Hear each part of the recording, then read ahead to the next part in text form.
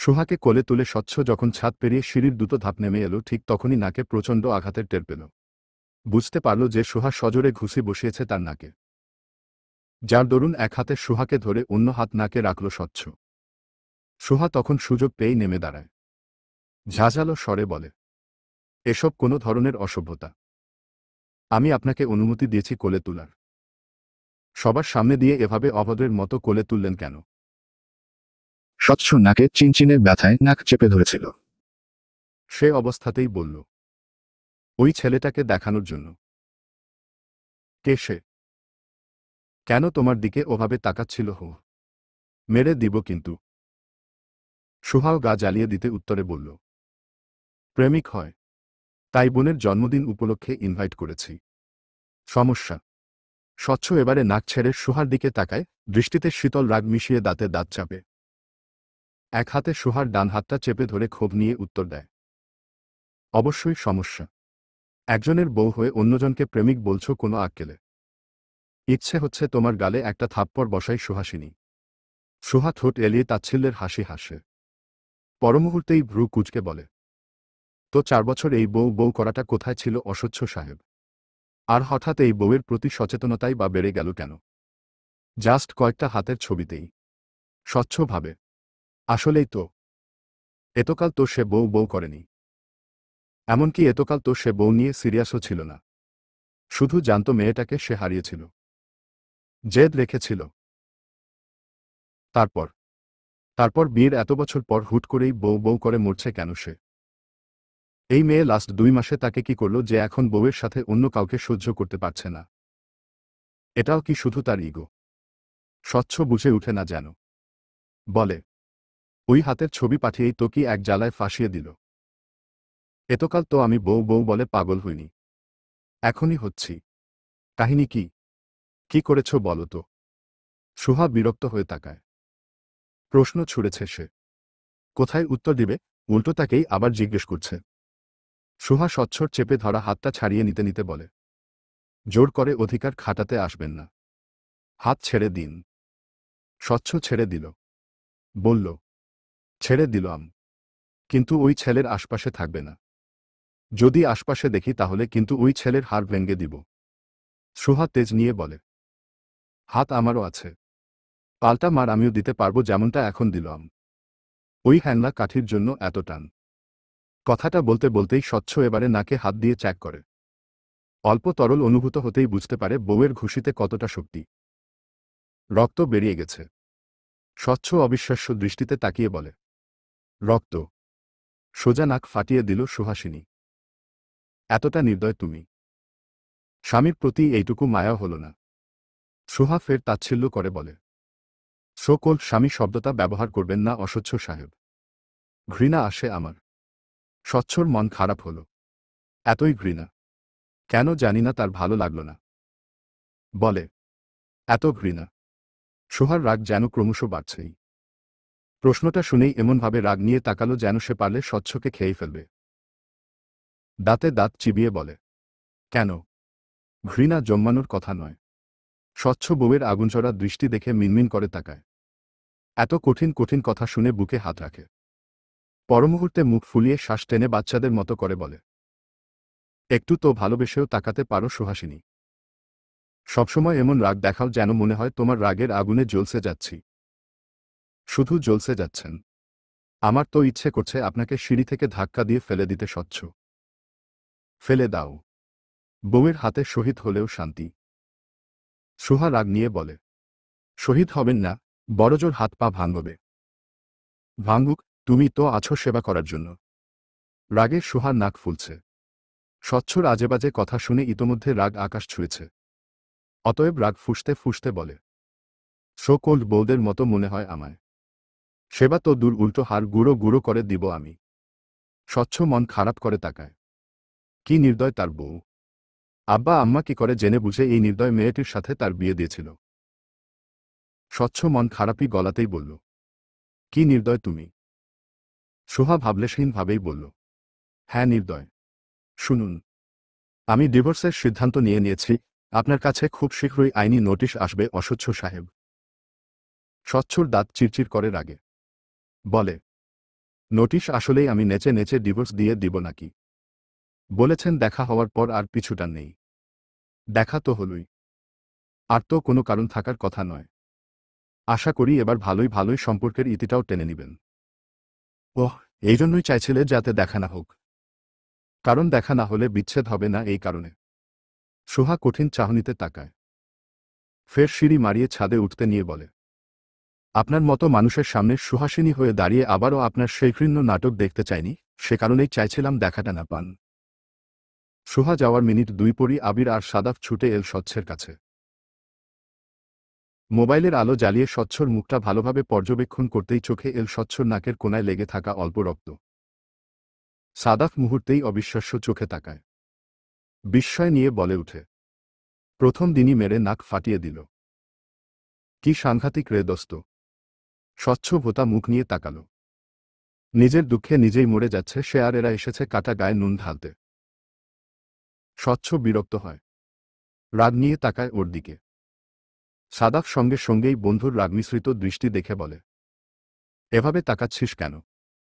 স্বচ্ছ দাঁতে দাঁত চিবিয়ে বলে, তোকে মাথায় তুলে রাখার জন্য। আয় সামনে আয়। সাদাফ নিরাশ হয় বলে, আমার দোষ কি? মারল তো তোর বউ। তাতে তোর কি? তোর কেন এত মাথা ব্যথা? বউ আমার, নাকও আমার। আবির চাপা হাসে। এতক্ষণে গিয়ে হাসি চেপে রেখে বলে, দোস্ত ভাবছি যে কোনোদিন যদি তোদের মাঝে রোমাঞ্চ হয়। মানে তুই তোর বউয়ের কাছে গেলি আর তোর বউ সোজা এভাবেই নাক বরাবর ঘুষি মেরে তোর রোমান্সের 12টা বাজাল। কি করবি তখন? স্বচ্ছ কপাল কুঁচকায়। শক্ত গলায় বলে, কিছুই করব না। তোর ওই ছুটিকেও এই ট্রিক্সটা শিখিয়ে দিতে বলবো আমার বউকে, যাতে তোর রোমান্সেরও 12টা বাজাতে পারে।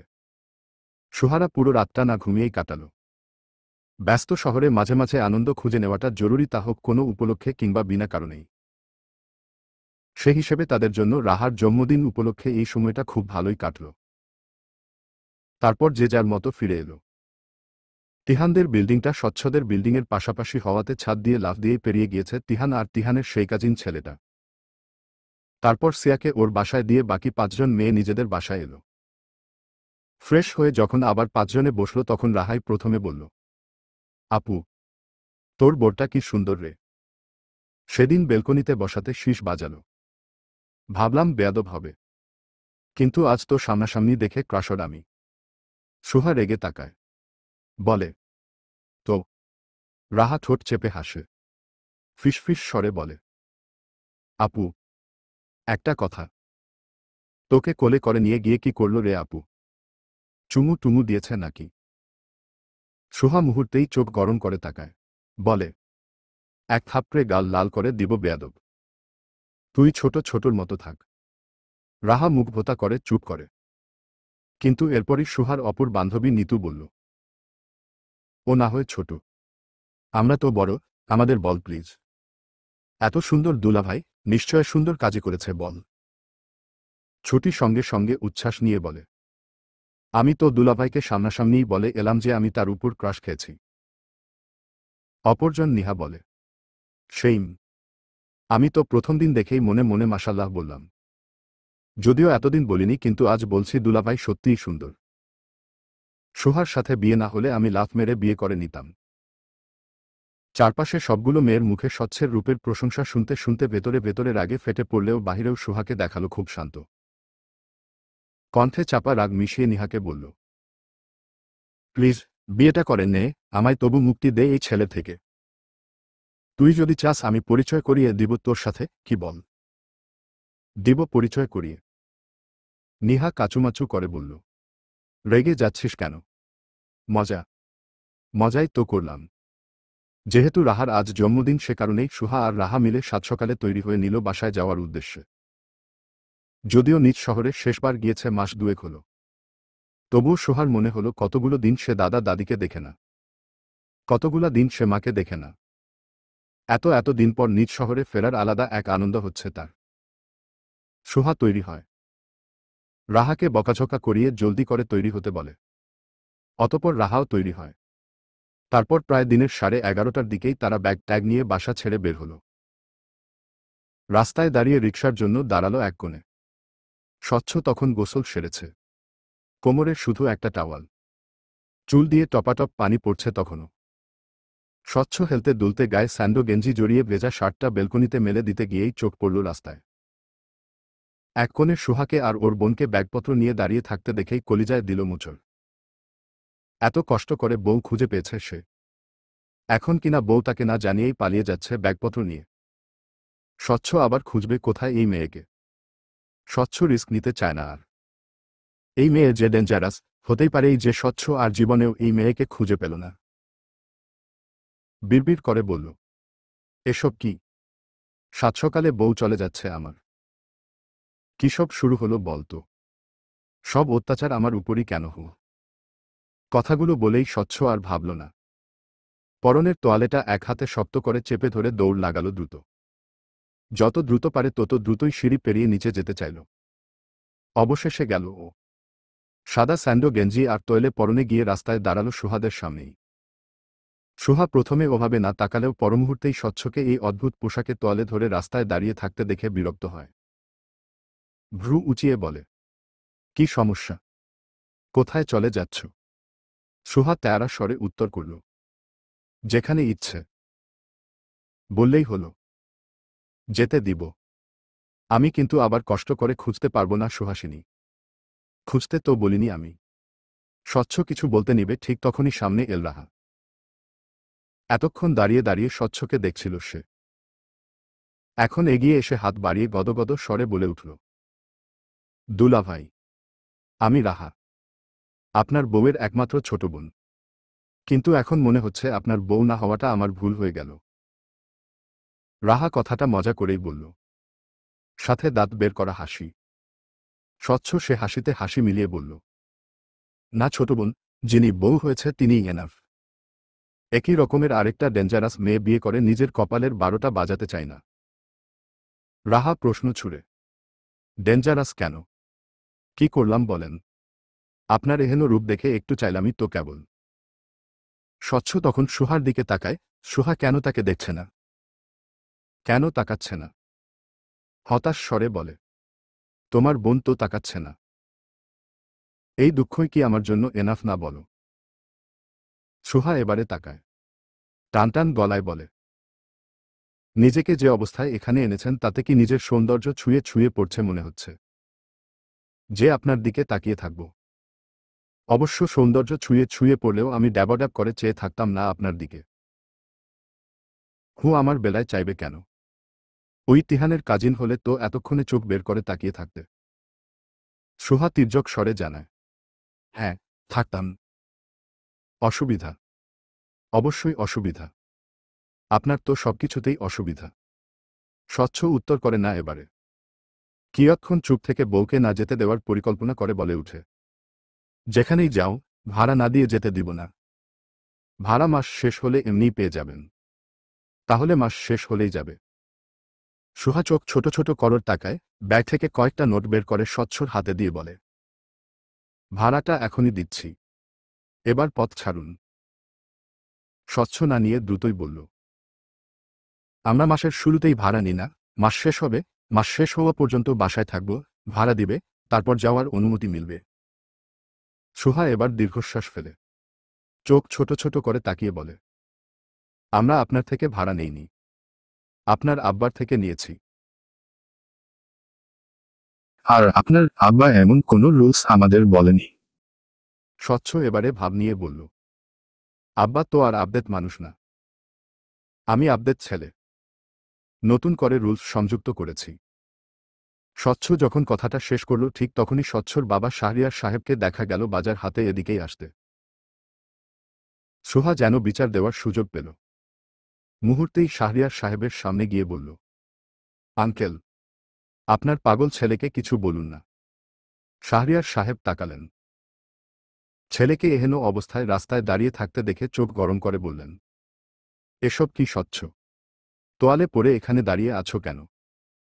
তুমি ছোট বাচ্চা। স্বচ্ছ দাঁত কেলিয়ে হেসে বলে, না, বড় বাচ্চা আব্বু। শাহরিয়ার সাহেব গম্ভীর গলায় বলেন, তুমি কোনো প্রকারের বাচ্চার মধ্যেই পড়ো না। এবার বলো, বিরক্ত করছো কেন ওদের? স্বচ্ছ কাদো কাদো দৃষ্টিতে চেয়ে বলে, আব্বু, বউ চলে যাচ্ছে আমার। কত কষ্ট করে খুঁজে পেয়েছি বউকে। তুমিই বলো। আম্মু এভাবে চলে গেলে তোমার কষ্ট হবে না? উনি ফের গম্ভীর গলায় বললেন, কথায় কথায় তোমার আম্মুকে টানবে না। তুমি যা করেছ তা আমি কখনো করিনি। এখন চুপচাপ বাসায় যাও। মেয়ে দুটো ঠিকভাবে যেতে দাও। যেতে দিব। পরে কোথায় পাব? শাহরিয়ার সাহেব ততক্ষণে রিকশা ডেকেছেন। সুহা আর রাহাকে রিকশাটায় উঠতে বলেই স্বচ্ছর দিকে চেয়ে বলল, সেটা তুমি জানো। কিন্তু এই মুহূর্তে ওদের আর বিরক্ত করতে দেখলে তোমার তোয়ালেটা এই রাস্তার মধ্যেই ছুঁড়ে ফেলে ব্যাকসাইডে মার বসাব ছোটবেলার মতো। কথাটা শুনেই সুহা হেসে উঠে। তবে কয়েক সেকেন্ডের জন্য। স্বচ্ছ সে হাসিটা দেখেই তোয়ালেটা আরও শক্ত করে চেপে ধরে। ইস্যুস! বউয়ের সামনে যদি তার আব্বু তার ইজ্জতটা আর না রাখে তাহলে সে আর মুখ দেখাতে পারবে? স্বচ্ছর রাগ হয়। বাবা কি কথাটা অন্য সময়ে বলতে পারত না? সুহাসিনীর সামনেই বলতে হলো। স্বচ্ছ বাবাকে উদ্দেশ্য করে বলে, তোমরা সব কয়জনই ষড়যন্ত্রকারী আব্বু। একদিন এই ষড়যন্ত্রের প্রতিশোধ আমিও নিব। দেখে নিও। নিজের সামনেই নিজের বউয়ের জন্য বিয়ের প্রস্তাব আসাটা ঠিক কতখানি অপমানের তা স্বচ্ছ বুঝে উঠল না।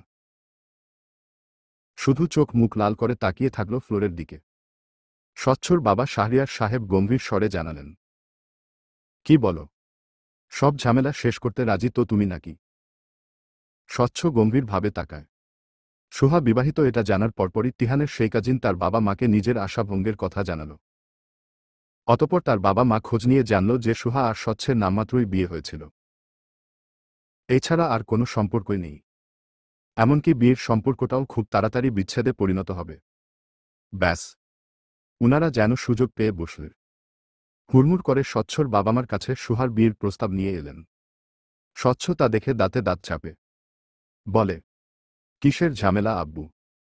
বিয়ে হয়েছে, বউ চাইছি, এসব তোমার কাছে ঝামেলা মনে হলো আব্বু?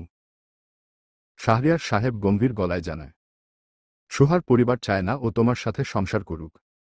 শুধু ওর আম্মুর একটু মতো আছে। নয়তো ওর দাদা দাদি তোমার নামই শুনতে পারে না।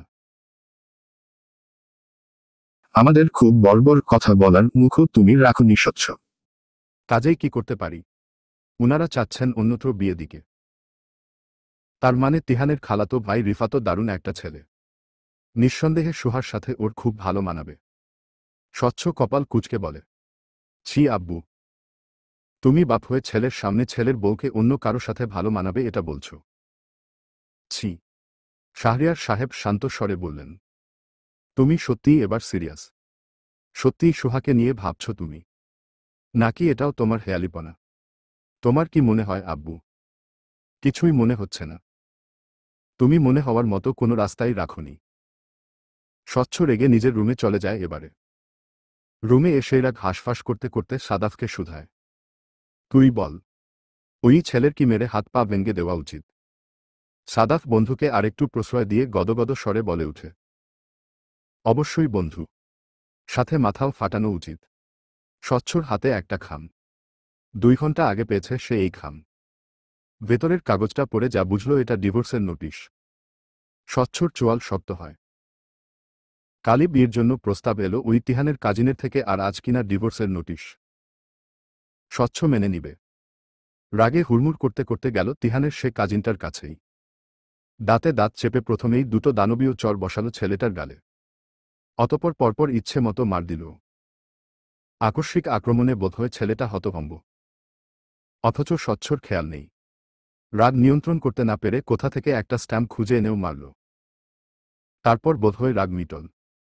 অনেকটা সময় পর ছেলেটার কলার টেনে শাসিয়ে বলল, অন্যের বউকে বিয়ে করার সাহস করবি না। মনে থাকবে। না হলে কিন্তু পরিণতি আরও খারাপ হবে। কথাগুলো বলেই স্বচ্ছ ফের বাসায় এলো। রাগে হাঁসফাঁস করছে সে। শরীর ঘামছে। অতপর অনেকটা সময় পর নিজেকে শান্ত করে কল লাগালো সুহাকে। একনাগারে অনেকগুলো কল দিয়ে যখন রিসিভার হলো তখন গম্ভীর গলায় বলল, একটা খাম এসেছে সুহাসিনী। তো? পড়েছেন খামের ভেতরে থাকা কাগজ। স্বচ্ছ দাঁতে দাঁত চেপে জানায়, আমার এখন রাগ হচ্ছে। এতদূর যাওয়া বোধহয় তোমার উচিত হয়নি। আমাকে আমাকে ডিভোর্স দেওয়ার সাহস দেখাচ্ছ সুহাসিনী? সুহা বাঁকা স্বরে বলে। আপনি কোথাকার কোনো মহারাজা অস্বচ্ছ সাহেব যে আপনাকে ডিভোর্স দেওয়ার সাহস দেখাতে পারব না? স্বচ্ছ ঠোঁট বাঁকিয়ে বলে। Wait, just wait Suhasini. তোমার মনের মহারাজা হয়ে দেখাব। নিজেকে কি ভাবেন? এতটা আস্থা কেন নিজের প্রতি? কারণ আমি। সুহা হাসে। তাচ্ছিল্যের হাসি। বলে, আর আমি খুবই সস্তা, খুবই মূল্যহীন, তাই না? স্বচ্ছ চুপ থাকে এবারে, অনেকটা সময় চুপ থাকে। কপালে স্লাইড করে রাগ নিয়ন্ত্রণের চেষ্টা চালায়। অতপর অনেকটা সময় পর বলে, সস্তা হলে তোমার পিছু পড়তাম না সুহাসিনী।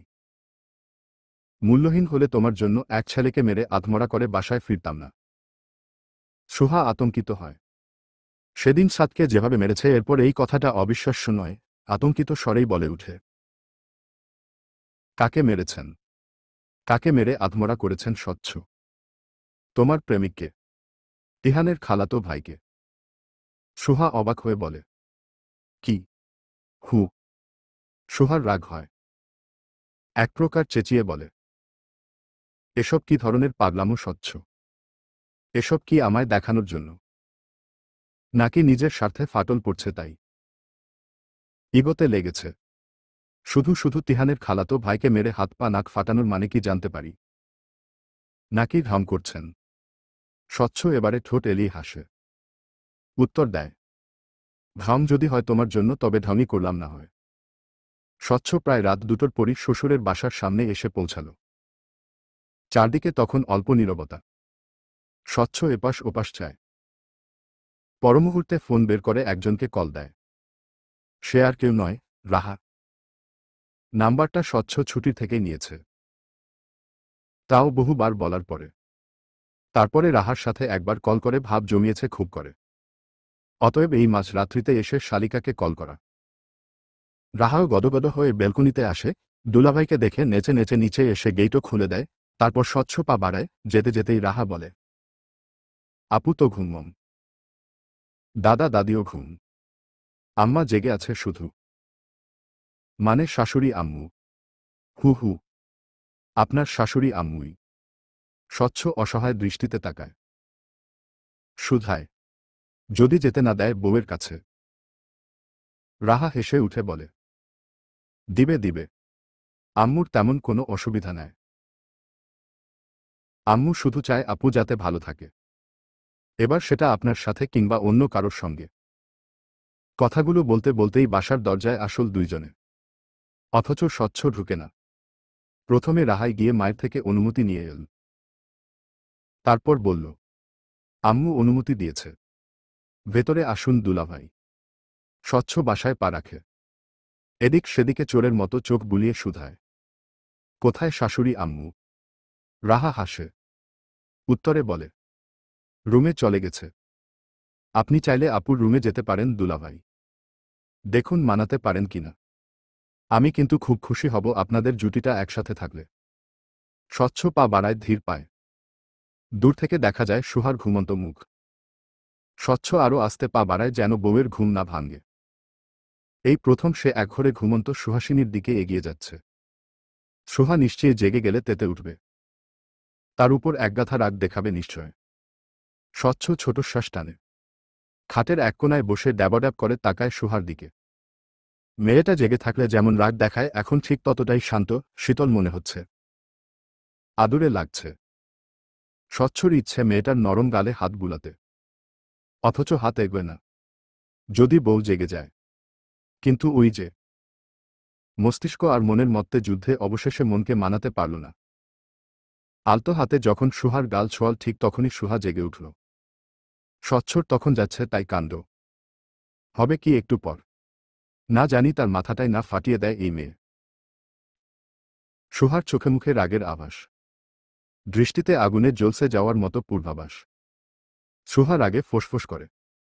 তির্যক ভ্রু করে তাকিয়েই প্রথমে খপ করে স্বচ্ছর সে হাতটাকেই চেপে ধরল যে হাতটা স্বচ্ছ সুহার গালে ছোঁয়াল। এমনভাবেই ধরল যে সুহার হাতের নখগুলো ধেবে গেল স্বচ্ছর হাতের তালুতে।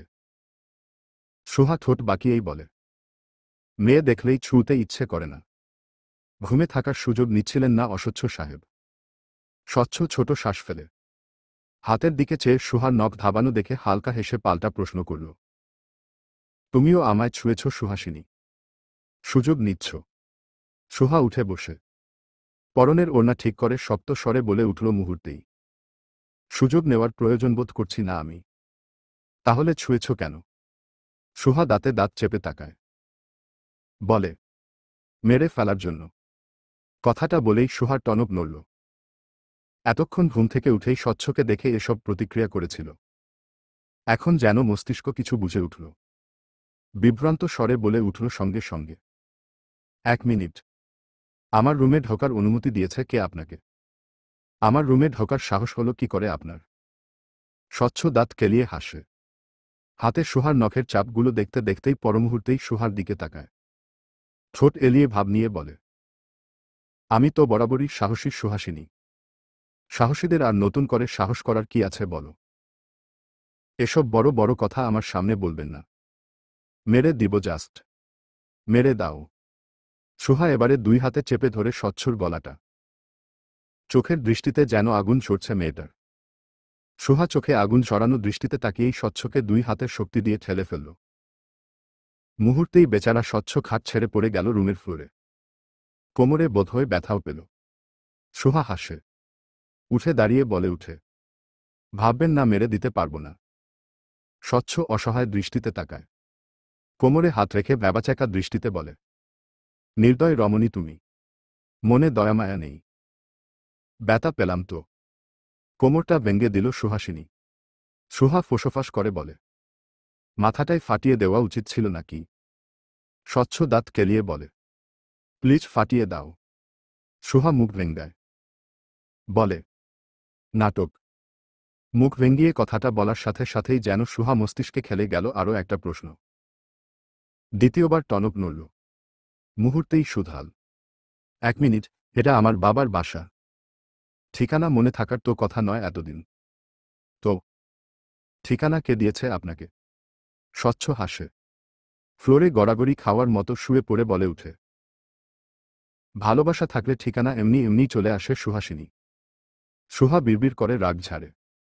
ঘড়িতে দেখে রাত 2টোর উপরে। বিড়বিড় স্বরে বলে উঠে, রাত 2টোর উপর।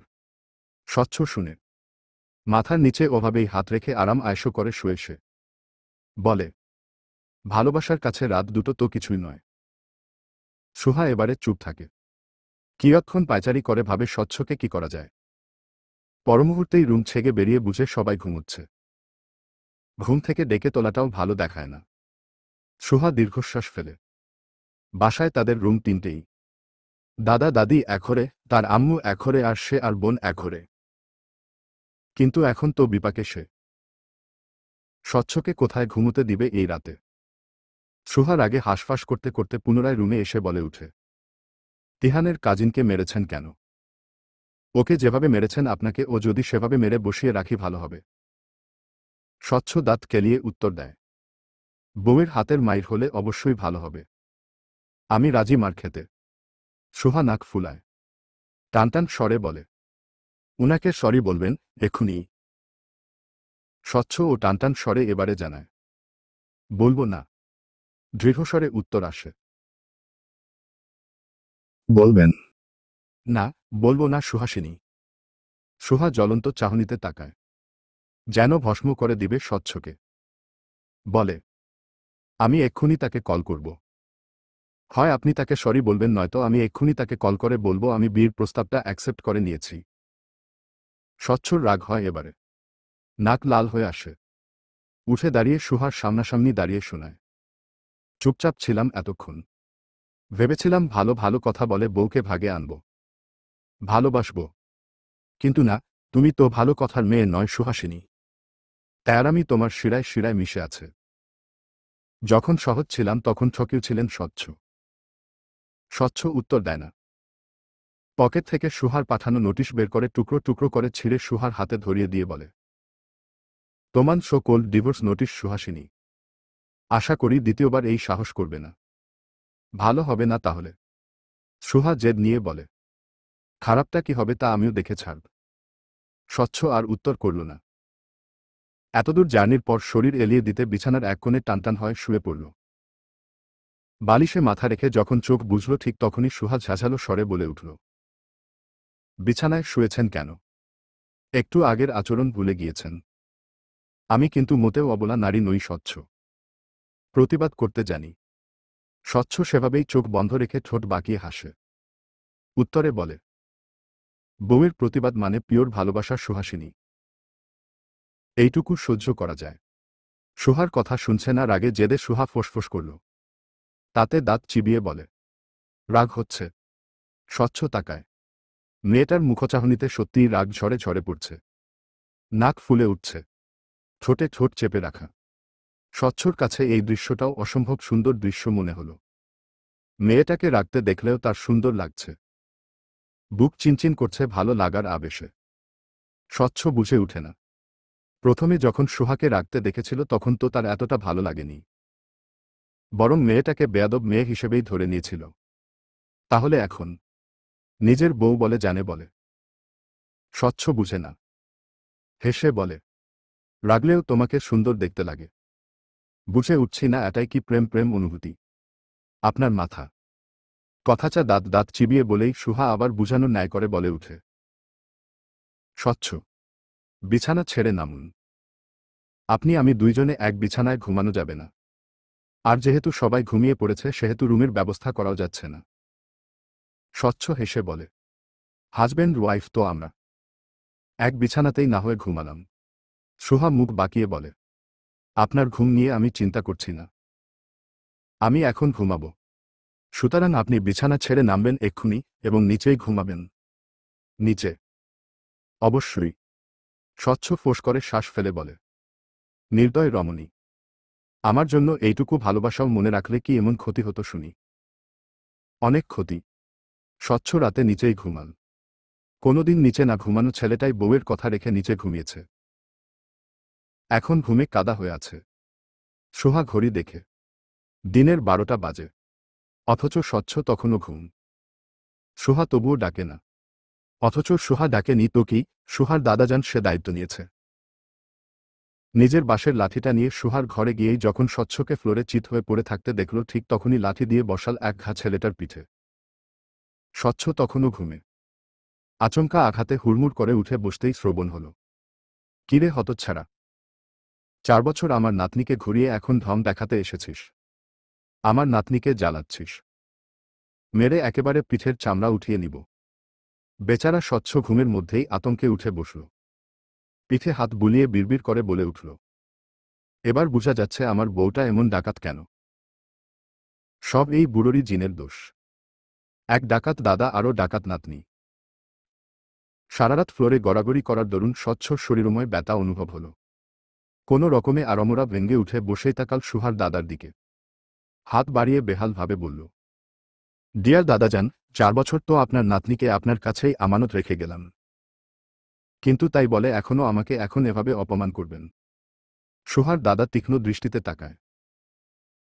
লাঠির ঠকঠক আওয়াজ তুলে বলে, এই হতচ্ছাড়াকে এখানে থাকার অনুমতি দিল কে? সুহা ছোট ছোট চোখে তাকায়। স্বচ্ছ ততক্ষণে উঠে দাঁড়ায়। দাদাজানের সামনে দাঁড়িয়ে পকেট হাত গুজে বলে উঠে, শ্বশুরবাড়ির জামাই শ্বশুরবাড়িতে থাকবে, তাতে আবার অনুমতি দিবে কে বলুন? এইটুকু অধিকার তো আমার আছেই না। দাদাজান গম্ভীর স্বরে উত্তর করলেন, না নেই, তুমি যদি এখানে থাকোই তাহলে ছাদের চিলেকোঠার ঘরটাতে থাকবে। বাসায় থাকার অধিকার তোমার নেই। স্বচ্ছ ঠোঁট উল্টে বাচ্চাদের মতো করে বলে উঠল, ছি দাদাজান, আপনার নাতজামাই হই আমি। দাদাজান এবারে লাঠি দেখালেন। চোখ রাঙিয়ে বলে উঠলেন, দেখেছ, যদি পিঠে এটার মার না চাও তো ওখানেই থাকবে, আর নয়তো আজই এখান থেকে চলে যাবে। স্বচ্ছকে কান টেনে দাদাজান ছাদের সেই চিলেকোঠার ঘরটাতেই নিয়ে গেল। শাস্তিস্বরূপ দিয়ে গেল রোদে দাঁড়িয়ে থাকার শাস্তি। স্বচ্ছ দীর্ঘশ্বাস ফেলে। জীবনেই একটাই বিয়ে করেছে, একটাই বউ তার। সে বউকে পেতেই কিনা কি করছে সে। ছোট শ্বাস টেনে দাদাজানের কথা মতো রোদের দাঁড়িয়ে থেকেই সিগারেটে আগুন ধরালো। মুখে তুলে ধরতেই পেছনে থেকে শুনতে ফেল। দুপুর হল। খিদে লাগেনি যে সিগারেট ফুঁকছেন। স্বচ্ছ তাকায়। সোহাকে নাস্তা হাতে দাঁড়িয়ে থাকতে দেখে সিগারেটের ধোঁয়া উড়ায় অন্য পাশে। পরমুহূর্তেই সদ্য আগুন ধরানো সিগারেটটা পায়ে পিষে ফেলে বলে উঠে, লাগলেও খেতে দিবে কে? তোমার দাদাজান নিষ্ঠুর মানুষ, রোদে দাঁড় করিয়ে চলে গেছে। আর তুমি তো নির্দয় মহিলা, দেখা যেত বিষ মিশিয়ে খাবার খাইয়ে দিতে। সোহা হতাশ শ্বাস ফেলে রেগে না গিয়ে খাবারগুলো স্বচ্ছের সামনে ধরে বলে উঠে, আম্মু পাঠিয়েছে। শত হোক আমরা মানুষ তো স্বচ্ছ, কেউ আমাদের বাসায় আসলে আপ্যায়ন না করে পারি না। স্বচ্ছ ভ্রু বাঁকায়, ভ্রু বাঁকিয়ে বলে উঠে, এটা আপ্যায়ন? যাই হোক, খাবারটা দাও, পেটে ইঁদুর দৌড়াচ্ছে আমার। কথাটা বলেই খাবারটা হাত টেনে নিল স্বচ্ছ। দু পা বাড়িয়ে চিলেকোঠার ঘরটায় যেতেই দেখল ময়লা হয়ে আছে। ধুলোবালিতে তার অ্যালার্জি, মোট কথা তার থাকার যোগ্য নয়। তবুও স্বচ্ছ একটা গাছের টুল টেনে নিয়ে বসল, খেতে লাগল। সোহা তা দেখল। স্বচ্ছকে এমন বেমানান পরিবেশে দেখে নরম স্বরে বলল, স্বচ্ছ, চলে যান এখান থেকে। দাদাজান খুব একটা সহজ মানুষ নন, জ্বালিয়ে মারবে আপনাকে। একটা নামমাত্র সম্পর্কের জন্য জ্বলে তো লাভ নেই বলুন। তোমার দাদাজান তোমাকে আমার হাতে না তুলে দেওয়া অবধি যাব না। কখনোই তুলে দিবে না। আর তুলে দিলেও আমি কখনো আপনার হব না স্বচ্ছ, কখনোই না। এখন ও মনের মধ্যে আপনার জন্য ঘৃণা পুষি। স্বচ্ছ তাকায় বাঁকা চাহনিতে, ভ্রু নাচিয়ে বলে উঠে, কোনোদিন ভালোবাসতে চাইবে না তো? সোহা তৎক্ষণাৎ বলে, জীবনেও না। কথাটা বলেই দ্রুত পা চালাতে নিতেই উষ্টা খেয়ে পড়তে নিল সুহা। স্বচ্ছ মুহূর্তেই হাতের থালাটা রেখে সুহার হাত টেনে ধরল, বলল, পড়লে তো ব্যথা পেতে। সুহার তেয়ারা গলা, পেলে পেতাম। স্বচ্ছ হাসে, নিচে বসে সুহার পায়ে হাত রাখে। তারপর উষ্ঠা খাওয়া বুড়ো আঙুলটাতেই হাত বুলিয়ে বলে, ব্যথা লাগলো বেশি। আমি যখন বিরক্ত করব তখন মারতে হবে তো আমায়। ব্যথা পেলে মারবে কিভাবে? সুহা ফোঁসফোঁস শ্বাস টানে। মুহূর্তেই পাটা সরিয়ে নিয়ে বলে, না বলে পায়ে হাত দিবেন না কখনো। কথাটা বলেই সুহা বেরিয়ে যায়। স্বচ্ছ দীর্ঘশ্বাস ফেলে চোখ বুঝে বিড়বিড় করে বলে, সুহাসিনী, যদি পায়ে হাত দিয়ে ভালোবাসা প্রার্থনা চাই, তবুও কি ফিরিয়েই দিবে? স্বচ্ছ বিকালেও সিগারেট ফুঁকতে ব্যস্ত ছাদে বসে রুমটা মোটামুটি থাকার মতো করে পরিষ্কার করেছে। কিন্তু ওই যে ধুলোবালিতে তার অ্যালার্জি, তার দরুনই একটু পরপর হাঁচি কাশি দিচ্ছে সে। সাথে সিগারেট। ঠিক সেই মুহূর্তেই ছাদে এলে সম্মানীয় দাদাজান। স্বচ্ছতা দেখেই চিলেকোঠার একটা ভাঙ্গা চেয়ার এগিয়ে দিলেন। সেভাবেই দাদাজানের সামনে সিগারেটের ধোঁয়া উড়িয়ে বলল, দাদাজান, আপনার নাতনিকে পেতে হলে কি কি করা উচিত আমার?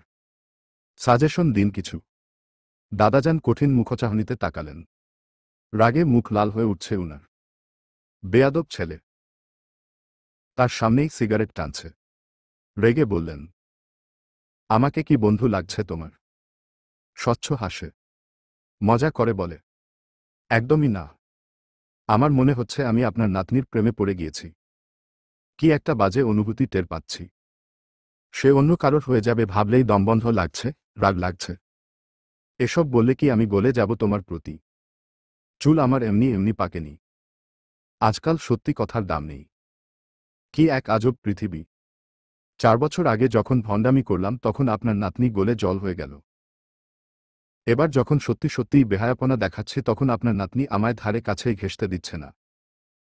দাদাজান কঠিন স্বরে বললেন, আমার নাতনিকে আমি অন্যত্র বিয়ে দিব। তোমার সাথে সংসার করতে দিব না বেয়াদব। পারবেন? দাদাজান কপাল কুঁচকালেন। কঠিন চাহনিতে তাকিয়ে প্রশ্ন ছুড়ে, আমার ক্ষমতা নিয়ে প্রশ্ন করছো তুমি? স্বচ্ছ হেসে বলে, না, শুধু এইটুকু বলে রাখছি যে আমার বউকে অন্য কারোর সাথে বিয়ে দেওয়ার সাহস আপনি করতে পারবেন না। ভালো হবে না। দাদাজান রাগে থমথমে হয়ে বলে, কতটুকু বয়স তোমার? ভালো খারাপ শেখাচ্ছ আমায়। আপনি আর আপনার নাতনি দুজনই সেইম সেইম। বলুন, আপনাকে কিভাবে পটানো যায়? আমি নিশ্চিত আপনাকে পটাতে পারলে আপনার নাতনিকেও পটাতে পারবো আমি। দাদাজান রাগ সামলাতে পারলেন না যেন। দাঁতে দাঁত চিবিয়ে বলে উঠলেন, মেরে মুখ ভেঙ্গে দিব বেয়াদব ছেলে। স্বচ্ছ চিলেকোঠার ঘরে নিচে বিছানা করেছে, অসুবিধা হচ্ছে তার, সাথে মশার কামড় খাচ্ছে। শরীরটা জর্জরও লাগছে। কপালটাও ব্যথা করছে, বউ খুঁজতে এসে শরীরের এই তীব্র বেমানিতে বিরক্ত হল স্বচ্ছ। সাদাফকে কল করে বিরক্তি নিয়ে জানাল, একটাই বউ, তাও ভালোবাসে না আমায়। আমার দুঃখটা বুঝিস দোস্ত। সাদাফ ওপাশ থেকে হেসে উপহাস করে বলে, আহারে, আবার মেরেছে নাকি তোকে? কি কারণে মারল এবারে? ওকে ঘুমালে সুন্দর লাগে, এতটা সফট বাচ্চা বাচ্চা লাগে যে শুধু হাত ছোঁয়ালাম গালে, ব্যাস। সাদাফ মুহূর্তেই হাসিতে ফেটে পড়ে বলে, মেরে দিল? মার খেয়েও পড়ে আছিস ওখানে? ছি ছি, ভালো টালো বাসিস। স্বচ্ছ কিছুক্ষণ চুপ করে বসে থাকে। সত্যিই তো, সেই ভালোবাসে মেয়েটাকে। ভালোবাসার সংজ্ঞা তো এমনই। শেষমেশ সে মেয়েটাকে ভালোবেসে ফেলল। স্বচ্ছ বুঝে উঠেও না বুঝার ভান করে বিড়বিড় করে বলে, বুঝে উঠছি না, একটা মেয়েকে কিভাবে ভালোবাসতে হয় জেনেও উঠছি না। ওকে ভাবলেই মস্তিষ্ক শূন্য হয়ে আসছে, মাথা কাজ করছে না। শুধু এইটুকু মনে হয় যে ওকে অন্য কারোর হতে দেওয়া যাবে না দোস্ত। ওকে দেখতে ভালো লাগে, উপস্থিতি ভালো লাগে, ঝগড়া ভালো লাগে, এমনকি মার দেওয়াও ভালো লাগে, এবং ওকে জ্বালাতেও ভালো লাগে। ওপাশ থেকে সাদাফ তখন বলে, ঘটনা তাহলে জন্ডিস। তুই বোধহয় কঠিন রকমের প্রেমে ট্রেমে পড়ে গিয়েছিস দোস্ত। সন্ধ্যের কিছুটা পরই স্বচ্ছ শরীর কাঁপিয়ে জ্বর নামল। জ্বরটা ঠিক কেন নামল স্বচ্ছ বুঝে ওঠে না। একটু আগেই বিকালে সুহার দাদাজানের সাথে তার কঠিন রকমের এক আলোচনা হয়েছে। যে আলোচনায় এটা স্পষ্ট যে দাদাজান তাকে নাতজামাই হিসেবে দ্বিতীয় সুযোগটা মোটেও দিবে না। তিনি নাতনির জন্য পাত্র দেখছেন। সুযোগ পেলেই এই ছেলের সাথে ছাড়াছাড়ি করিয়ে অন্যত্র বিয়েটা দিয়ে দিবেন। অপরদিকে স্বচ্ছর পরিবারের সবার সাথে কঠিন রকমের আলোচনা হয়ে গিয়েছে এই নিয়ে। দুই পরিবারের তাদের ডিভোর্স হওয়াতে সম্মতি আছে। এমনকি তার বাবা বিকাল থেকে বার কয়েক কল দিয়ে তাকে হুমকিও দিয়েছে যাতে সে বাসায় ফিরেই পুনরায় দেশের বাইরে চলে যায়, সুহাদের বিরক্ত যাতে না করে। না হলে স্বচ্ছকে উনি মরা ছেলে হিসেবে গণ্য করবেন। কেন ছেলের জন্য সব জায়গায় এতটা অপমানিত হবেন উনি? স্বচ্ছ বাবার সাথে খুব ফ্রি হলেও বাবাকে মান্য করে, বাবার কথা মেনে চলে। তবে এই ক্ষেত্রে সে ভেবেছে, এই প্রথম বুঝি সুহাকে হারানোর ভয় পেল সে। একটা অস্পষ্ট হারানোর অনুভূতি টের পেল সে। স্বচ্ছ বুঝে না উঠে তার বাবা এবং দাদাজান দুইজনের কাছেই সময় চেয়েছে। জানিয়েছে দিন 15 পরও যদি সুহা ডিভোর্সই চায় তবে সে ডিভোর্স দিয়ে দিবে, এই সম্পর্কের ইতি টানবে। আর আকস্মিক কথাটা বলে ফেলার পর থেকেই স্বচ্ছর মনে হারানোর ভয়টা তীব্র হল। প্রথমে চ্যালেঞ্জ জেতার যে আক্রোশটা ছিল এখন সে আক্রোশটা আর কাজ করছে না আর। স্বচ্ছ দীর্ঘশ্বাস ফেলে। বিকালে সে কথাটা বলে ফেলার পর থেকেই সে ছটফট করেছে। কি ভীষণ অসহ্য এক চিন্তা মাথায় নিয়ে ছটফট করেছে। বারবার ভেবেছে সুহা ঘৃণিত চোখের চাহনি। সত্যিই তো, সুহা তো তাকে ঘৃণা করে, অবিশ্বাস করে, একটুও ভালোবাসা অবশিষ্ট নেই।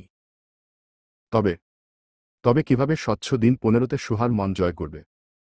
সদাসর্বদা মেয়েদের মন জিতে আসা স্বচ্ছ এই প্রথম কোনো রমণীর প্রেম হারানোর ভয় পেল। আর তারপর থেকেই শরীরের উত্তাপ। স্বচ্ছ চিলেকোঠার ফ্লোরে কোনোরকমে পড়ে থেকেই চোখ বুজে থাকল। মাথাটাও ব্যথায় ছিঁড়ে যাচ্ছে, চোখজোড়া জ্বলছে। জ্বরে আর শরীর ব্যথায় যখন বেহাল দশা ঠিক তখনই এক মেয়েলি ছায়া অবয়ব এসে দাঁড়ালো চিলেকোঠার ঘরের দরজায়। কিয়ৎক্ষণ স্বচ্ছকে নীরব দৃষ্টিতে পর্যবেক্ষণ করে ছোট শ্বাস ফেলে সুহা হাতের নাস্তাটা এগিয়ে দিতে রুমে ঢুকে বলে, চলে যেতে বলেছিলাম স্বচ্ছ, জাননি কেন? এই আবছায়ায় বসে বসে মশার কামড় খাবেন বলে। স্বচ্ছ তাকায়। হলদে লাইটের আলোয় সুহাকে সুন্দর দেখাচ্ছে। আদরের চেহারাটা হৃদয়ে হিমস্রোত বইয়ে দিতে সক্ষম। স্বচ্ছ সেভাবেই কপালে হাত রেখে কিয়ৎক্ষণ তাকিয়ে থাকল। তবে একটুও বুঝতে দিল না সে অসুস্থ। যেন শরীরের ব্যথাটা সে সয়ে নিতে দক্ষ অনেক। অথচ বাবা মায়ের আদরে আদরে বড় হওয়া বাঁধর ছেলেটা যে একটু থেকে একটুতেই নেতিয়ে যায় তা কি জানা আছে? জ্বরের দরুন চোখগুলো ও লাল দেখাচ্ছে একটু। স্বচ্ছ বেশ গম্ভীর গলাতেই বলল, আমিও তো বলেছিলাম মেনে নাও আমায়। মানলে না তো সুহাসিনী। সুহা বিরক্ত স্বরে বলে, সেই এক কথা। স্বচ্ছর তখন শরীর পোড়ানো জ্বর। উষ্ণ শরীরে বিশ্রী এক অনুভূতি নিয়েই সে সুহার দিকে চাইল। অনেকটা সময় চুপ থেকে চোখ বন্ধ করে ফের ভাবুক স্বরে বলল, আমি বোধহয় ভালোবাসা শব্দটার সাথে পরিচিত হচ্ছি সুহাসিনী। কষ্ট পাচ্ছি, দমবন্ধ লাগে। আমি বোধহয় 4 বছর আগে খুব জঘন্য একটা ভুল করেছিলাম সুহাসিনী। সে ভুলের কি আসলেই কোনো ক্ষমা হয় না? আসলেই আরেকটা সুযোগ পাওয়ার যোগ্য নই আমি। সুহা তাচ্ছিল্য নিয়ে তাকায়। অথচ সে যদি স্বচ্ছ লাল হয়ে উঠা চোখজোড়ার দিকে চেয়ে সে দৃষ্টির অর্থ বুঝার চেষ্টা চালাত তাহলে বোধহয় বুঝত স্বচ্ছর গহীনেও তাকে হারানোর সহস্র বেদনা লুকিয়ে আছে। সুহা তাচ্ছিল্য করেই বলল, আশ্চর্য। শরীর ঠিক আছে তো আপনার? নাকি আমায় ভুলানোর নতুন কৌশল এটা? স্বচ্ছ আক্ষেপ হয়। কি বাজে অনুভূতি। নিজের ভেতরের কষ্টগুলো প্রকাশ করলেও বিশ্বাস করে না। আক্ষেপ নিয়েই বলল, আমার কোনো কথাই বিশ্বাসযোগ্য থেকে না, তাই না? কি করে ঠেকবে? পূর্ব অভিজ্ঞতা তো বলে আপনি মিথ্যে বলতে খুব ওস্তাদ অস্বচ্ছ সাহেব। স্বচ্ছ এই পর্যায়ে করুণ চাহনিতে তাকায়। জ্বরের উত্তাপে যখন শরীরের প্রত্যেকটা অঙ্গপ্রত্যঙ্গ পুড়ে ছাই হচ্ছে ঠিক তখনই নিজের ইগো, অহংকার সব একপাশে রেখে বলে, আমাকে ক্ষমা করে দাও। আরেকটা সুযোগ দাও সুহাসিনী। প্লিজ। বাদ দিন সে টপিক। আপনার পরিবার, আমার পরিবার কেউই চায় না এই সম্পর্কটা থাকুক অস্বচ্ছ সাহেব। তিক্ততা চলে এসেছে এর ভেতর। দাদাজান এবং আপনার আব্বার মাঝে বিরোধ চলছে। কাজেই এই সম্পর্কটা পুনরায় হওয়ার নয়। স্বচ্ছ রুমের ওপরের দেয়াল তাকায়। স্মিত হেসে বলে, মাথা ভর্তি তুমিময় জট পাকানো যন্ত্রণা ঢুকে গেছে, বুঝলে? আমি বোধহয় ভয়ঙ্কর রকমের অসুস্থ হয়ে পড়ছি সুহাসিনী। ছুঁয়ে দেখো। তোমার উত্তাপে আমি পুড়ছি। সুহা ঠোঁট এলিয়ে হাসে। বলে, কাব্যিক হওয়া শিখছেন? ভাবছেন আমি গলে যাব? গলব না। এবার আর ভুলেও গলব না অস্বচ্ছ সাহেব। স্বচ্ছ এই পর্যায়ে রাগ হল। এতটা নির্দয় রমণী তার কপালেই থাকতে হল। বলল, ভালো। গলতে হবে না। গলাটা ফ্যাকাশে শোনাচ্ছে। স্বচ্ছ তেয়ারা গলায় বলে, শোনালে শোনাক। সুহা ছোট শ্বাস ফেলে বলে, আপনার আম্মু কল দিয়েছেন, ছোট বোন সিয়া কল দিয়েছে। আপনার খেয়াল রাখতে বলল। যাক, ওদের কথা রাখতে হলেও আমার খেয়াল রাখার দায়িত্বটা নিয়েছ। না হলে তো নিতেই না। আমাদের বাসাতে থাকছেন। সে হিসেবে অবশ্যই খেয়াল রাখতাম আপনার। অতটা অমানবিক নই আমরা। স্বচ্ছ চুপ থাকে। তারপর অনেকটা সময় পর বলে উঠে, তোমার দাদাজান আমার সাথে খেলায় নেমেছেন। তুমি বলো, এই খেলায় কাকে বিজয়ী করার ইচ্ছে তোমার? যাকেই হোক, আপনাকে নয়। স্বচ্ছ রাগ এই নির্দয়, পাষণ্ড রমণীর উপর। বলে, গুড়, এখন এখান থেকে চলে যাও। নাস্তাটা করে নিবেন, রাতে খাবার দিয়ে যাবে দাদাজান। স্বচ্ছ হেসে বলে, বেলায় বেলায় খাবার দেওয়াটা কেমন বিখিরি বিখিরি অনুভব করাচ্ছে আমায়। অথচ আমি এই বাসার জামাই। কোথায় জামাই আদর করবে তা নয়। সুহা টানটান স্বরে জানায়, জামাই আদর পাওয়ার মতো কাজ যদি করতেন তাহলে এই বাসার প্রত্যেকটা লোকই আপনাকে মাথায় তুলে রাখত স্বচ্ছ, আপনি তো সেটা করেননি। স্বচ্ছর রাগে নাক লাল হয়ে উঠে। কণ্ঠে শীতল রাগ বসিয়ে গম্ভীর স্বরে বলে, তো এখন কি করব? নিজের করা সে ভুলটার জন্য এখন মরে যাব? বলছি তো ভুল করেছি। ক্ষমা করে দাও। নতুন করে সুযোগ দাও। সম্ভব নয়। রাতে সোহার দাদাজান দরজায় ঠকঠক আওয়াজ করলেন। হলদেটে আলোয় স্বচ্ছকে দেখে বলে, এই হতচ্ছাড়া ছেলে, মরার মতো পড়ে আছো নাকি? স্বচ্ছ জ্বরে বেহুশ অনেকটা। দাদাজান ফের বলে, এই ছেলে, শোনো, তোমার খাবার খেয়ে নিও। পরে না খেয়ে আমাদের বদনাম করো না। স্বচ্ছ এই পর্যায়ে চোখ মেলে তাকায়। মাথা চেপে ধরে হেসে বলে, দাদাজান, আমি বোধহয় আপনার নাতনির অনুপস্থিতিতে অসুস্থ ফিল করছি। আমায় সুস্থ করার ব্যবস্থা করুন। আপনার নাতনিকে পাঠিয়ে দিন না একটু সেবা করতে। দাদাজান চোখ পাকিয়ে তাকায়। দাঁতে দাঁত চেপে বলে, এই ছোকরা মার চিনেছ। এখানে থাকতে দিচ্ছি এই অনেক। আমি এমনিতেও আমার নাতনির সঙ্গে তোমার সংসার হতে দিব না। নতুন করে বিয়ে দিব অন্য জায়গায়। স্বচ্ছ ঠোঁট বাঁকিয়ে বলে, আমি চুপচাপ মেনে নিব নাকি? যাই করো, শেষমেশ আমি আমার নাতনির বিয়ে অন্যত্র দিবি। সকাল তখন 10টা। সোহা বোধ করল যে স্বচ্ছ দেরি করেই ঘুম থেকে উঠবে, তাই দেরি করেই ছাদের উদ্দেশ্য পা বাড়াল। হাতে মায়ের দেওয়া নাস্তার প্লেট। সোহা অতি যত্ন নিয়েই নাস্তার প্লেট খানা নিয়ে চিলেকোঠার ঘরে গেল। দরজা ঠেলে স্বচ্ছকে দেখতে নিতেই চোখে পড়ল চিত হয়ে শুয়ে থাকা স্বচ্ছকে। চিলেকোঠার একটা পাতলা ময়লা কাপড় জড়িয়ে আছে। যেন খুব শীত করছে। সুহা কপাল কুঁচকে তাকায়, মেঝেতে কালকের সন্ধ্যা এবং রাতের জন্য পাঠানো খাবারগুলো ঠিক একইভাবে পড়ে থাকতে দেখেই কপাল কুঁচকাল। বিরক্ত নিয়ে সঙ্গে সঙ্গে বলে উঠল, খাবার পাঠিয়েছি কি ফেলে রাখার জন্য? নাকি বড়লোকই মুখে লাগেনি এই খাবারগুলো? খাননি কেন? স্বচ্ছ উত্তর করল না। সুহা ফের বলল, এই যে দিনের 10টা বাজে, এখনো ঘুমে এতটাই বিভোর যে কোথাও কানে যাচ্ছে না। এই পর্যায়েও স্বচ্ছ উত্তর করল না। সুহা এগিয়ে যায়, স্বচ্ছর কানের কাছে গিয়েই বলে, আশ্চর্য, ডাকছি আমি অস্বচ্ছ সাহেব, কানে কথা ঢুকছে না আপনার? স্বচ্ছ চোখ মেলে তাকায় না, তবে জেগেছে। বলে, সুহাসিনী, তুমি? আরেকটু ঘুমাই, শীত করছে অনেক, একটা কম্বল দিবে? সুহা ভ্রু কুঁচকায়। সকাল 10টা হলেও বাইরে ফকফকা রোদ। বলে, শীত করবে কেন? বাইরে ফকফকা রোদ উঠেছে। কথাটা বলেই পরমুহূর্তেই কিছু বুঝে উঠতে পেরেছে এমনভাবে বলে উঠল, জ্বর আপনার?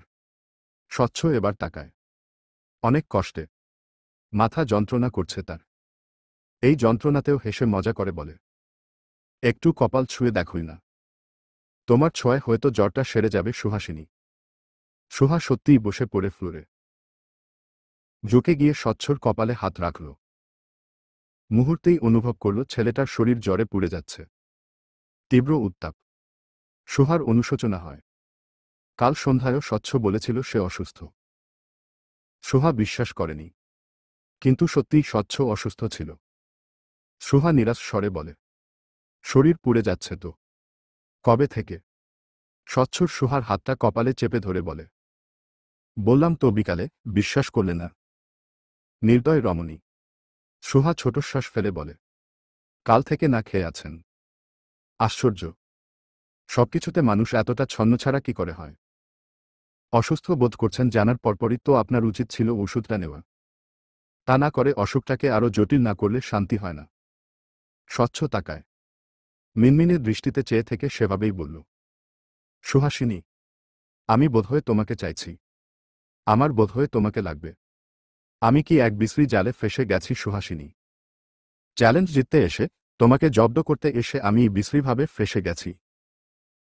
তোমার চোখে আমার জন্য ঘৃণা দেখলেই আমার অসহ্য লাগছে। তুমি আর কখনো আমার কাছে ফিরবে না ভাবলেই নিজের উপর সহস্র রাগ জমছে। এটা কি ভালোবাসা? সুহা মুহূর্তেই হাত সরায়। স্বচ্ছ দৃষ্টি থেকে দৃষ্টি সরায় তৎক্ষণাৎ। বলে, এটা জেদ, স্রেফ আপনার জেদ। স্বচ্ছ বোকার মতো করে বলে, জেদ? হ্যাঁ, জেদ। স্বচ্ছর এই হঠাৎ আসা তীব্র জ্বরের কারণেই বোধহয় সুহার মনে একটু মায়া জাগল। শরীরের উত্তাপ বুঝে কিয়ৎক্ষণ থম মেরে দাঁড়িয়ে থেকে নিচে গেল পানি আর একটা কাপড় আনতে, যাতে কপালে জল পট্টি দিতে পারে। অতপর নিচে গিয়ে কাপড় আর পানিও আনল। স্বচ্ছকে মাথাটা সোজা করতে বলে যখন স্বচ্ছের পাশেই বসতে নিবে ঠিক তখনই স্বচ্ছ হাসল। বলল, বউ হিসেবে বউয়ের মতো সেবা করতে এসেছ সুহাসিনী। সুহা তপ্তশ্বাস ফেলে। সে মোটেও বউয়ের মতো সেবা করতে আসেনি। তবে তার মন বলছিল এই ছেলেটার সেবা করতে। এই অসুস্থ ছেলেটাকে এভাবে ফেলে যেতে তার নিজেরই মায়া হচ্ছিল। হয়তো 4 বছর আগের ভালোবাসার রেশের টানেই এই মায়া। সুহা তপ্তশ্বাস ফেলে জানায়, আমাদের বাসায় এসে জ্বর বাঁধিয়েছেন। দায়িত্ব পালন করছি শুধু। স্বচ্ছর চোখ মেলে তাকাতেই কষ্ট হয়। মাথা ভার হয়ে আছে, চোখ জ্বলছে। তবুও চোখ খুলে তাকায় সুহার দিকে। মেয়েটাকে তার ইদানিং বিনা কারণেই দেখতে মন চায়। হয়তো অদৃশ্য একটা টান ও কাজ করে। অথচ স্বচ্ছ এমনটা চায়নি। সে চেয়েছিল মেয়েটাকে তার টানে ফেলতে। শেষ পর্যন্ত সে ফেঁসে গেল। বিষয়টা বুঝে উঠেই বলে, শুধুই দায়িত্ব। সুহা বিরক্ত হয় যেন। একটা মানুষের জ্বরে গা পুড়ে যাচ্ছে, তার উপর খাবারটুকু পর্যন্ত খায়নি।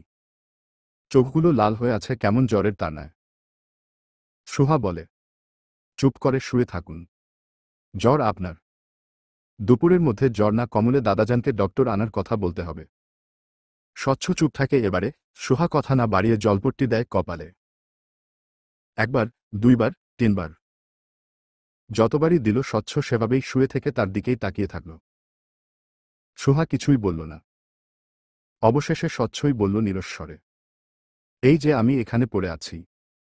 মায়া হচ্ছে না কিঞ্চিত? সোহা দৃঢ় গলায় জানাল, না। স্বচ্ছর মন খারাপ হয়। পুনরায় বলে, এই যে আমি অসুস্থ, জ্বরে পুড়ে যাচ্ছি। কষ্ট হচ্ছে না? কেন হবে? স্বচ্ছ মুখটা চুপসে গেল কেমন যেন। বিড়বিড় করে বলে, নির্দয় রমণী। কথাটুকু বলেই চোখ বুঝল স্বচ্ছ। বেশ কিছুটা সময় চুপ থেকেই হুট করে চোখ বন্ধ রেখে বিড়বিড় করে বলল, সুহাসিনী, তুমি আমার জীবনে আচমকায় ঝড় হাওয়ার ন্যায় আসা এক অনুভূতি। এই অনুভূতিটা অদ্ভুত। বুঝে উঠি না। কি এক বিভৎস অনুভূতি তুমি তৈরি করে দিল বলো তো। সোহা গলল না কথাগুলোতে, বরং রেগে গেল। বেশ এমন ভঙ্গিতে তাকাল। জলপট্টি সরিয়ে বাটিতে রাখতে রাখতেই রাগ নিয়ে বলে উঠল, জ্বরের ঘোরেও বসে বসে নাটক করবেন না।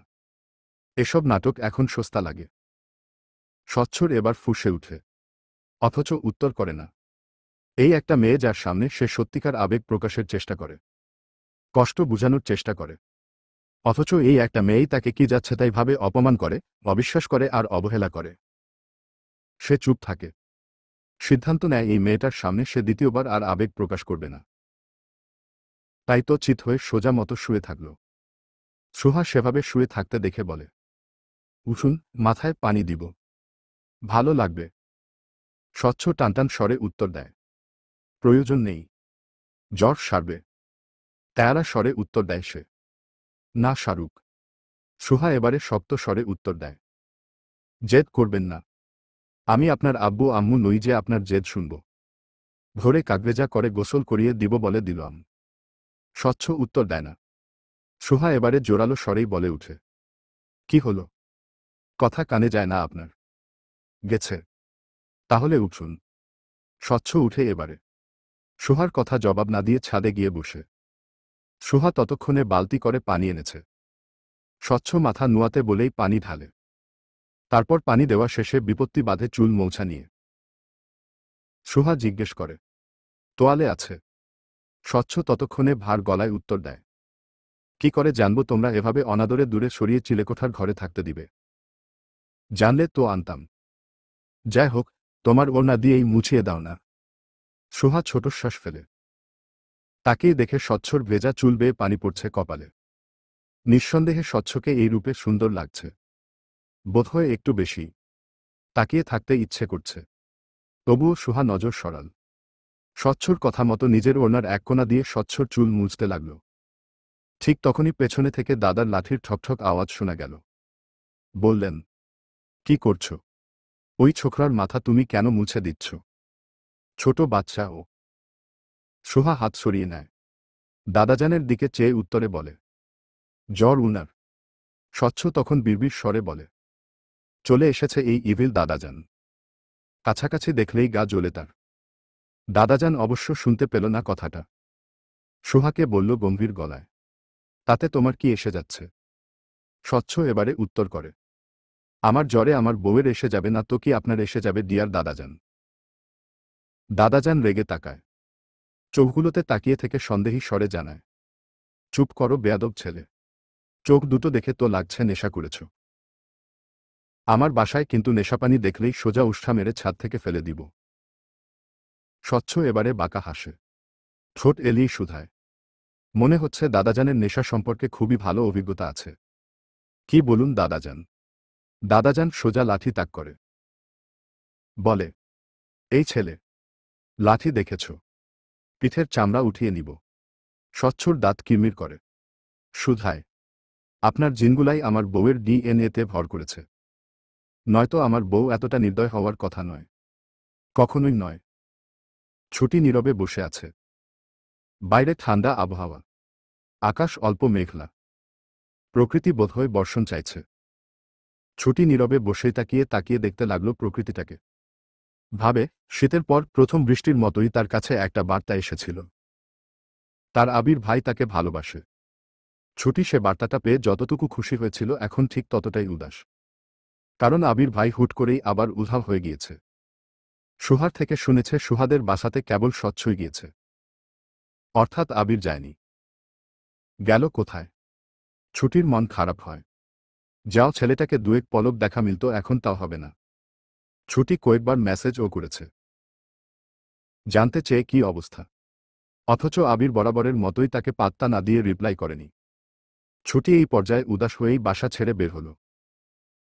বন্ধুরা সহ গেল কফি খেতে। সেখানে স্বাদও ছিল। 3জন মেয়ে এবং একটা ছেলে কফির মগ নিয়ে ছবি তুলে স্টোরি দিয়েছে সোশ্যাল মিডিয়াতে। তারপর চলল ঘন্টা 3-4 আড্ডা। অথচ এই 3-4 ঘন্টাতেই পৃথিবীতে বেঁচে থাকা কোনো এক যুবক যে নাক ফুলিয়ে রাগ ফুঁসছে তা কি ছুটির জানা ছিল? ছুটি জানত না। যখন বাসায় ফিরল তখন দেখল তার আবির ভাই তাকে কল দিয়েছিল, তাও তার ফোন সাইলেন্ট থাকা অবস্থাতে। ছুটির আপোষোস হল। পরমুহূর্তেই বার কয়েক কল দিতেই ওপাশ থেকে ভেসে এলো এক ধমক। বলদের মতো এভাবে কল দিচ্ছিস কেন বারবার? যখন কল দিয়েছি তখন তুলেছিস। ছুটি অভিমান নিয়ে শুধাল। আপনাকেও তো যখন মেসেজ দিয়েছি মেসেজের রিপ্লাই দেননি আবির ভাই। আমারটা আর তোরটা এক নয়। তাহলে ভিন্ন। আবির এক ধমকে বলে। আমি তোর চাইতে বড়। ছুটি কিভাবে যেন সাহস করে বলে ফেলল। তাতে কি? ব্যাস। আবিরের রাগটা যেন আরেকটু বাড়ল। বলল, ওই ছেলেকে একবার মেরেছি না? হাড়গোড় ভাঙ্গেনি। আবার ওই ছেলের সাথে মিশতে গেছিস কেন? ছুটির গলা নেমে আসে এবারে। বুঝতে পারে আবিরের রাগের কারণ। নরম স্বরে উত্তর দেয়, বন্ধু হয় ও কেবল। আবির রেগে শুধায়, ছেলে বন্ধু রাখবি কেন? ও শুধু বন্ধুই। আপনি রেগে যাচ্ছেন কেন? ফের রাগ নিয়ে বলে, আমি রাগলে তোর কি? ছুটি এবারে ছোটশ্বাস ফেলে। আবির কিছু না বলতেই বলে উঠে, ঠিক আছে, এরপর সাদের সাথে আর মিশব না আবির ভাই। চলবে ইনশাআল্লাহ।